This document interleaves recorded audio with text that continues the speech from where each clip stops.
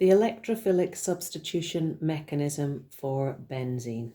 So we have the overall equation for the nitration of benzene. Here's benzene reacting with nitric acid to form nitrobenzene and water. And we can see that what's happening here is we are substituting a hydrogen on this corner of the benzene ring with the NO2 group, and that means that the NO2 group needs to be the electrophile in our reaction.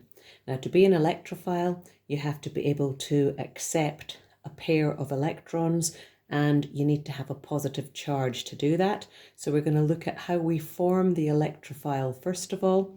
And to form the electrophile, we need our reagents here. That is concentrated nitric acid and concentrated sulfuric acid. Now you will see that the concentrated sulfuric acid is going to act as a catalyst in this reaction, so we will reform it at the end of the mechanism.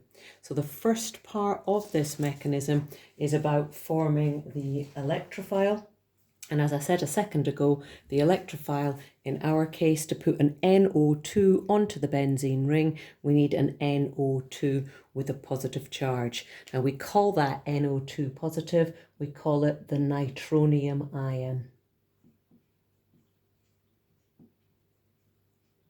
So I'm going to write an equation for forming that nitronium ion. So we use our nitric acid, and we use our sulfuric acid, and we react those two together, and what we want to do is make the nitronium ion. We also form in this substitution reaction a molecule of water, so we can make a molecule of water from the nitric acid and the sulfuric acid. And if you try to balance that equation now, you'll see that the other thing that you have left is the hydrogen sulfate ion, HSO4 negative. So the first part of this electrophilic substitution mechanism is about writing an equation to form the electrophile.